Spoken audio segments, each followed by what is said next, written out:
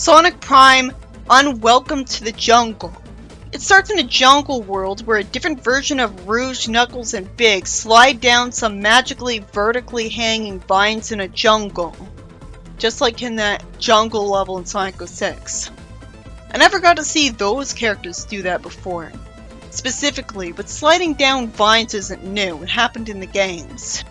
At least it's gutsy to use another version of Big when he's so unpopular, instead of anyone else.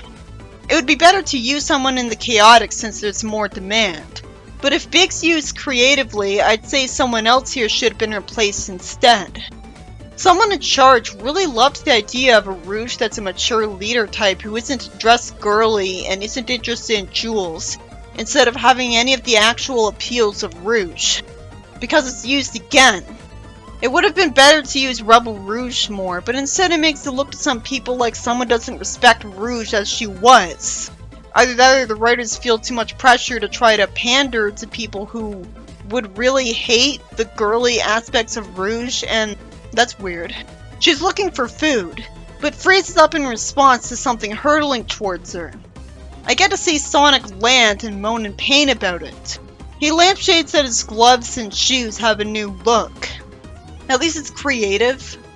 It's interesting to see them look different every time. Big tells Knuckles he told him they were dangerous. So that's new. He's smart this time. I just have to assume he never got a bunch of concussions or had bad luck in the womb, since that's the only way someone with the same biology as Big could be cautious instead of willing to go to a dangerous airship unarmed. The fruit they found gets sent away from them by Sonic by accident, and somehow he's dumb enough to think those people are the same ones he already knew. Somehow, despite the fact that what he said made that obvious, and he hugged them, they somehow try to kill him anyway and think he's here to steal their supplies. So this makes no sense, and I can't wait for this nonsense to be over. It's insulting to my intelligence that I'm expected to think this is believable after he got the chance to refer to them by their names but with the word rebel behind them. Like he's in a jungle instead of New York City. Why would he think the people from New York City would be here? Why did it take Sonic so long to figure out what's going on? It seems miraculous that these people ever stopped trying to kill him, since he never did anything differently from what he was doing earlier to make that happen, or said anything really convincing. He sees Tails fall and grabs him. He's made a joke out of because he makes a funny sound. There's no reason that after he clearly saved him, he'd get mad and try to attack him anyway. Like he's really stupid. It should be explained that he was bullied worse than Tails was. Because this really makes him look mentally challenged, like something really went wrong when he was in the womb. But it's much more simple to assume that it was just getting too many concussions. It turns out Mangy doesn't fly. You're really not helping with the whole Mangy coming off like he's really stupid and that's why he can't talk. It doesn't immediately seem like it makes sense that, oh yeah, of course he's a feral person. He's from the jungle. Because all of the other jungle dwellers around him aren't feral people. They don't explain why he's like this.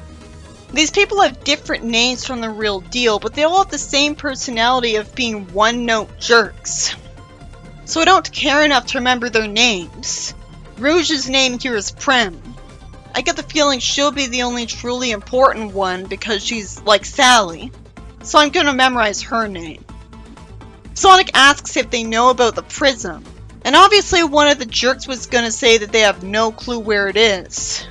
So when Prim interrupted him saying otherwise, Sonic would have seen through this as an attempt at manipulating him into helping them. And if this was well written, it'd be explained that he's humoring them and playing dumb because it's safer, and what other choice does he have? Prim says they're desperate for food at this point. And eventually Sonic says there's someone who could get them some food. And somehow they didn't immediately assume it was him, even though they saw how fast he was, so clearly you'd think he was unusually competent. They wait until night, and Knuckles keeps getting rid of the plant life in the way. I guess he's called Gnarling. Why did they name a Sonic character after a Mario level? I bet the writer didn't even know that. Sonic says he should take it easy on the plants, which is dumb of him, but also in character, since for once it reminds the fanbase that Sonic's supposed to be an environmentalist, and that's supposed to be the theme of the series. So it only seems like it comes out of nowhere and is jarring because it's not nearly as obvious about the environmentalism theme as Sadie M is, because you're never told the Chaos Council did a bunch of pollution, because for all we know, most of the greenery in the world is still intact. My point is, it kind of comes out of nowhere because Sonic hasn't talked like this until this point. Sonic's stupidity is lampshaded, and Knuckles starts talking paranoidly that he's on the plant side, as if that's somehow bad when plants aren't sentient monsters. If they were, then the world would be interesting instead of a cliché jungle. To be fair, I don't remember the concept of people desperate for food in a jungle being in Sonic before. So why is Knuckles really paranoid? What kind of bullying could Knuckles have possibly gone through? None of these worlds so far have acknowledged that Knuckles is the last echidna, so come to think of it, you'd think at least a few people would mistreat him because he's the only echidna, and so he's rare. He could have been bullied for that. It's not like it makes sense because he's a jungle dweller, because he's the only one who's ridiculously comedically so. They have to deal with a monster we don't get to see for a while. Once again, there's an extended period of time where Sonic's running away, but now he's just being a pussy unjustifiably. Sonic looks dumb by saying that the monster's no monster just because it looks like a giant bird. He still fights it, thankfully. I don't know why he keeps dodging instead of just repeatedly homing attacking it. He was clever by making sure it rammed into a tree. Sonic did that to Eve and Archie, so whatever. He only knocked out the monster's pet. And the monster ends up being Amy, who has a new design that looks impressively creative. I would have been more than slightly impressed with this pet for being a new idea for Amy, but it's still just a combination of old ideas. Because it's not only another reference to Amy's association with a bird in Sonic Adventure, but also reminded me of when Knuckles had a pet dinosaur in Underground. He cowardly runs away from the monster and is smacked into a tree from it. Then he somehow lets his guard down at seeing another Amy, even though she's angrily brandishing a hammer that she hit him with in Sonic Riders repeatedly. So he'd remember that and be scared. I already saw an evil Amy in Archie Sonic, and at least that had explanations for it, while this is just a little confusing and frustrating because I'm not told exactly what's wrong with her. Why does Sonic think she likes him when he can see she doesn't? He wants to be helpless and get knocked upwards. Not that I don't appreciate seeing him suffer because he's an idiot. He remembers seeing the real Amy smile, and I hate the sound of the singing accompanying it as if this fake version of Sonic likes Amy. Clearly Amy was never deranged in his world. He gets knocked away again. He takes some mud off a bird, and Thorn seeing him be nice must be why she doesn't attack him again right away, and instead lectures him that scavengers like him took every bit of food the jungle had. So that's why she's bullying the people living here to get them away from here. She could look more on the right if it was proven that there was barely any food in the jungle as it was. So the only reason she's the bad guy is that she was too deranged to tell them this, to say there's tons of food somewhere else and point them in that direction. Even then they wouldn't like being forced to leave. Sonic wants to find a prism shard, so she decides to help him with that because she wants to get him out of the jungle faster. Even though she could just kill him for that, so clearly she's only being nicer because he was nice to some birds.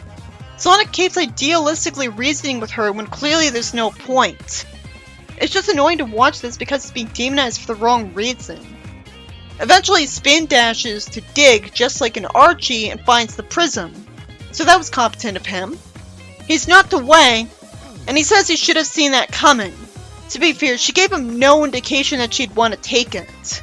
She expressed no reason for why she'd want it. She calls it the heart of the jungle, which makes no sense because jungles can't have hearts. This episode by Brittany Joe Flores, where Sonic wants to find him a MacGuffin and puts up with violent morons in a jungle who do stuff for no reason, was a little more frustrating than the other plots because every character is stupid this time, And it's never explained why these characters all want to kill Sonic at first despite him being friendly with them. They have to be delusional to think he's their enemy after that. And how did they survive the jungle so long then? There's multiple characters in this plot that are frustratingly mentally ill, and it doesn't have the guts to explain that outright and explain why just because it's a kids show. Like, say that they fell out of trees a bunch of times because of the jungle. The idea that just confirming that characters with mental disorder are all as ableist just because it inevitably inconveniences them is why there's hardly any representation of them to normalize them. My point is, it's especially frustrating to see characters that look like characters we already know acting in such a dumb, irrational way, since it's never explained why they are that way. It's justified a little because they're not the real deal, but still feels disrespectful to their fans. I would have been a lot more angry at this episode if it weren't for the fact that I know most people hated this arc, even when it first came out, when most people were worshipping the show, because the fanbase has no standards with the other continuities after Free Flynn Archie. Because they don't have all the same problems as the games, and they're tired of all the mistakes in those due to their attachment to the world of the games. So I would have been more frustrated with this show if I had reviewed it earlier. But I was so paranoid of the copyright system on this site. And I knew it was gonna suck, so I really didn't want to watch it. I'd rather these people not act this way at all, but it could make sense. The simple explanation is Thorn gave them brain damage since we already know she hurts them. And I know that's dark, but it's already dark that they're this dumb, and Meiji's a feral kid. So it won't make it any more tragic to give the obvious explanation for why their brains don't work right that everyone already assumed. That's still a bit unsatisfying to me since I don't know if having a lot of concussions can make you delusional. Also, the story doesn't give the caveman counterparts any good traits. They're just cliché, violent hunter-gatherers, which is lazy and unlikable to write.